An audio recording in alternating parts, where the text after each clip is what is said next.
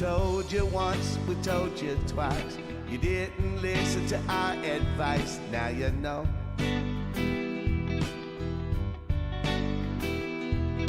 You had to find out for yourself. You wouldn't listen to no one else, now you know. How's everything looking now? Oh, from the outside after all that's been going down. Are you ready to see? You thought you had it all figured out. It looked different inside your mind. We're just trying to save you from some misery. Yeah. Now you know. So, all right. So here we go. So, all right. So here we go. Well, hello and welcome to Everybody's Talking with Kevin Derryberry, a Seraphic Sound Studio podcast. We do this hopefully every week. We try to pull it off, and sometimes it's easier than others. But today it's going to be pretty easy because I got a guy that we all know, we all love, and I'm very blessed to have him in the studio. It's amazing to know this guy right here, Rick Burgess. How you doing, Rick? I'm doing great, Kevin. I've been waiting on this. When you first reached out to me, I thought Kevin's always coming on the show that I'm fortunate enough to be part of, and now finally Kevin has invited me to his show. I've been waiting on this turnaround. I mean, for years. Well, I don't have much of a show, but I do. Enjoy watching you guys get up in the morning, roll over in the bed, and hit the thing and watch Rick and Bubba Show. But, I got this studio, and we do the thing on Tuesday nights. Every Tuesday night at 7:30, we do a live music thing, share the gospel and all that stuff. And I thought, man, I need to do a podcast. Everybody's doing them, but, and I got the facility. Yeah, and you got everything you need. I thought, who can I get on? And I thought, well, Rick Burgess, he'll never do it. What do you mean never do it? I'm a podcaster's dream. Yeah, All you just wind me up, let me go. I know, because that's what I said. I'm just going to say, go, Rick, and I don't have to do a thing. But thank you. Thank you for being my pleasure. here. I love you, man. I love your character. I love your story. I love what God's doing through you and Sherry and the show. It's amazing. Golly, I want to ask you a few questions today if I can. Sure. What was little Ricky Burgess like? My mama produced a tape. You remember those old tape recorders when you could press play and record at the same time? Uh-huh. And they try to get it on a little tape. My mom produced a tape. This is not going to surprise you. From my brother and me when we were little bitty. My sister wasn't even born. And we were I was probably 4. Greg was probably 3, 2.5. And on that cassette tape, all you hear is me running my mouth. And I mean, I'm just, my mama says I have been talking from the moment that I could put a sentence together, and I haven't shut up since. And there's nobody that is surprised. Nobody, not one person, surprised at what I ended up doing for a living. Nobody. And are you surprised? Not really, no. Okay. Listen, my mom, I had a call to the entertainment business from the time I was just a little boy. My mom, this is no exaggeration. She said, I would be sitting here and you would come in and you would say things like, and I always charged. You always Okay, charged. It was nothing free. Price? Yeah. What did you charge? A dime. I would charge a dime, and you could go to whatever my latest show was. And so, like, I would do things like theme parks. Yeah. I built the Frontier Land out in the woods back behind our house. Because, Okay. you grew up like I did in Alabama. We had woods. Everybody lived in little small houses with gigantic yards with woods somewhere. Yeah. Everybody could get to the woods. Yep. And so I went out there and built what I thought was a theme park, and it had all these little scenes of Western stuff and cowboys and Indians. Really? And you would walk through there. You had to pay a dime. I once put together, I did puppet shows. Of course, again, a dime. Yeah. One time I did a circus on my mom and dad's carport because nobody had a garage. You had a carport. Right, And exactly. and I took Dad's hunting dogs and had them like they were like the animals, which did not go over well. I painted up my little brother like a clown. Oh I was the ringmaster, and then I had Mom pop popcorn, and I sold popcorn for a nickel, and I would put on a full circus. I thought, that featured bicycles and all this kind of stuff. So Mom said, I don't know what it was with you, but God put in you that you were going into the entertainment business. And then as I got a little bit older, I found the radio, and I remember just listening to the radio. And do you ever feel as bad as I do for people today, young people? Man, we got to hear some of the greatest radio there ever was. It's just not. It's so bland now.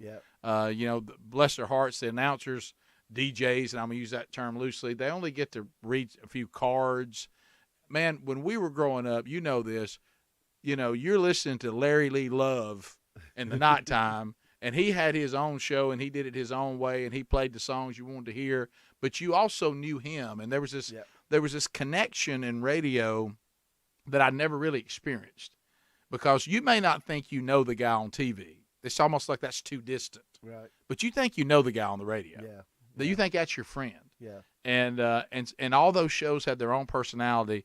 And I remember listening to Q104 out of Gadsden, the Southern Supergiant. And I remember knowing every single person on the radio. Every personality, their shift when it began and ended. Yep. And I became obsessed with listening to how they did things. And I just couldn't get enough of it. And then every now and then I'd get on the AM dial and I'd pick up the skip out of Chicago and get to hear WLS. Yeah. And WL. Yeah, remember that? And you thought, man, I'm listening to WLS out of Chicago and all those legendary announcers, that were on there. And I remember the first time I heard ERC out of Birmingham and Coyote Calhoun. And I just remember thinking, there's just nothing cooler than this.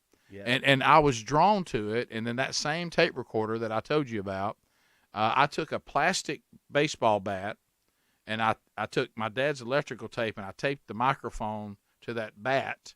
And I took the bat and stuffed it into the cushion of a chair in that room you're not supposed to go into, the sitting room, living room. Yes. And I took that tape recorder, and I got 2 record players out, those little record players you open and close. Oh yeah. And I started doing a radio show in the living room. Did you charge for that?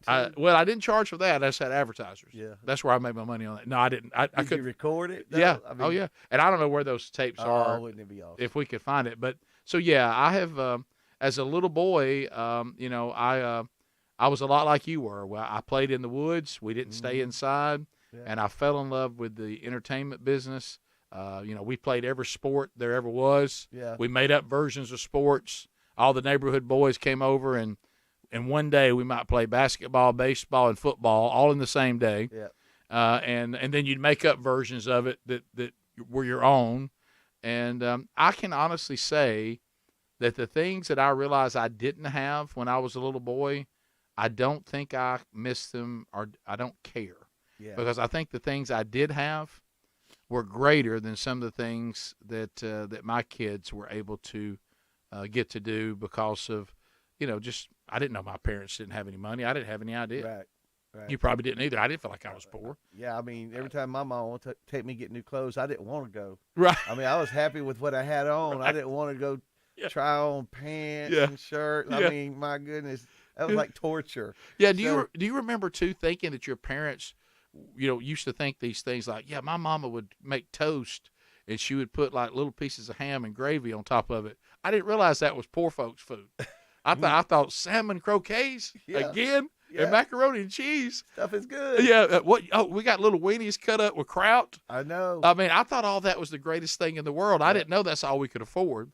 Yeah. And but I do say this, and I tell my parents this all the time. They're not perfect. Nobody is. Yeah. But I can tell you, I had a great childhood, and every night when I laid my head down on my pillow, I went to bed knowing that I was loved. Yeah. And I'm always so thankful for that. And every time you got in trouble, you deserved it. Ooh, I did. Yeah. I did, and my parents were very good at breaking my will to continue that behavior.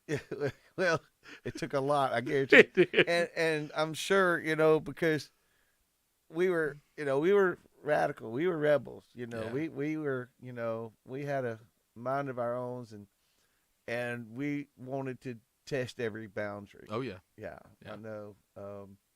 So like music, so I was under, some DJs are like frustrated musicians. Yeah. But you sounded like, I know you listen to the radio a lot, and you probably love the music as well as the personalities. Sure. Yeah. You sounded like it went the opposite way. You liked the radio, then when did music come in? Well, I can honestly say I'm a pretty boring person. I'm not well-rounded. I really have only ever been interested from the time I was a child growing up in three things: Yeah. radio, music, and football. That was Wow. it. Wow. I really was not interested in anything else, and so I dabbled in all three of them, and radio was the one that finally stuck. Yeah, and then but music for me, this is going to be one of the weirdest things. Now, not everybody who hears this, because people can hear this anywhere, but if you're hearing this or watching this in an area where you're familiar that my dad is a retired football coach, and he coached football in the state of Alabama, and he's in all the different Hall of Fames and stuff. Right. Well, I remember everybody being so afraid of him, and for good reason, by the way, and all this. The thing that people who knew him are so shocked by is my dad was extremely hip when it came to music. Oh, yeah? Extremely hip. And That's so why he likes me. yeah, that's right. That's why he likes you. And so we honestly, as little boys, all our friends were getting like the bare necessities from Disney. Uh-huh. We were getting Grand Funk Railroad. Come on. Okay, Come we were on. getting the Eagles. And Yeah. matter of fact, just the other day, my dad and I riding around in the truck, and every time he gets in there, I put on the Eagles, because he knows every word, every Eagles song there ever was. And we sing that together while we're riding. And so we were getting that. We were getting ELO. We were on. getting, the Doobie Brothers. Yeah. And I thought that's what everybody else was listening to. Then I go to somebody's house, and of course they got all this, kind of sugar plum, Yeah. Manufactured pop music or Disney records. Yeah. And Yeah. and I'm listening to Walk Like a Man by Grand Funk Railroad. So I fell in love with music really through my dad. He had a Yeah. great appreciation for music. Yeah. And my dad's deal was this: he loved to see and hear anyone do what they're gifted to do well. Yeah. He would literally say, if I see the best ditch digger in the world, I Yeah. want to watch him dig a ditch. Right. I'm amazed by that. Right. And so he gave us an I appreciation like for people that were super talented Right. and what they were doing, and that they were doing it well. So then, of course, I know this isn't too unique. You had it too. I wanted to be in a rock band. I thought, yeah. man, there's just nothing cooler than that. Well, see, you talk about you're not so well rounded because you liked radio, music, and football. Yeah. It was just football for me. No, I'm kidding. Yeah, it was just music for me. Which is the first thing people think of when they see you. Yeah, You know what I mean? Football. Yeah, football. I guarantee you. He looks like one. He does. But music. It was just like that was it. And still, even today, when I walk around, try to have a conversation with somebody like my son, it's like all I know to talk about is music. Right. Sad, isn't it? Well, it's just, I think though it's something. I think we'll get into that later. But And what we got wrong Yeah. was this desire for these things that was from our Creator. Right. And what we were trying to do, we didn't understand that's what they were for. We thought they were just to please us, Yeah. and we didn't realize it was to glorify Him. Yeah. And we praise God, we learned that later. Yeah. But early on, I just thought I want to be either on the radio, a football star. I want to be on the stage, playing the drums or fronting the band. I started out as a drummer. I thought drumming was just the coolest thing ever. and then we started doing bands, and my brother and I and one of our neighborhood buddies, we started our own band, Mystique. What? Mystique. Mystique. Yeah, which we Yeah. first started playing, everybody said it should have been called Mistake. But but anyway, I didn't mean to make you pick your drink up. But anyway, I'm glad I was off camera on that. yeah, we weren't real good, and I remember going out, Kev, you'll love this. I remember going to my parents and I said, we're gonna have a rock band, and they were like, what? And And I said, yeah. And they said, well, not on our money, you're not. And so I went to the local bank. Are you ready for this? Come on. I took out a 90-day loan for $750. How old were you? I was 17, Okay. and I found a guy, Wesley, who I guess, like a lot of people, they start out on guitar, then they give up on it. And he had 2 Marshalls. I'm not talking about half stacks. Yeah. I'm talking about the big boys. Yeah. Okay, Yeah. one with the Black Widows, 4 Black Widows in it. Uh-huh. He had the amp on the top, and then he had one bass speaker case with a bass amp, and one Les Paul copy, not a real Les Paul. Uh-huh. Remember the fake Les Pauls? Yeah. He had a Les Paul copy, and some chords. Yeah. And so we bought all that for $750. Who's we? You and Greg? Me and Greg, and then Chuck Mason, who was in our neighborhood, and he was going. And we just declared, you be the guitar player. Yeah. You be another guitar player. I'll be the drummer, and then our other buddy Mickey, he'll be the bass player.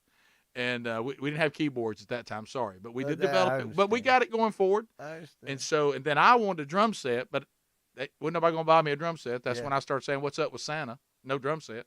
Come on, Sam. And never got it. No. So I guess Santa didn't think I needed it. Uh-huh. $50. I bought a drum set. It didn't even have a snare. It had some beat up cymbals and a couple of bounce. Where'd you get it?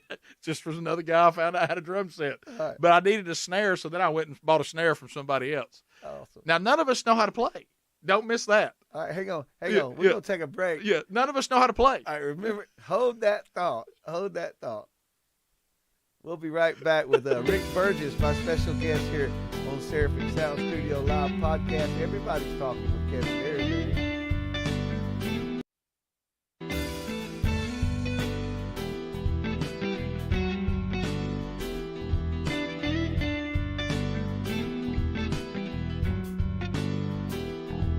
We told you once, we told you twice.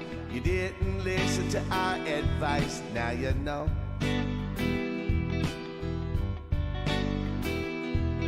You had to find out for yourself. You wouldn't listen to no one else, now you know. How's everything looking now? Oh, from the outside after all that's been going down.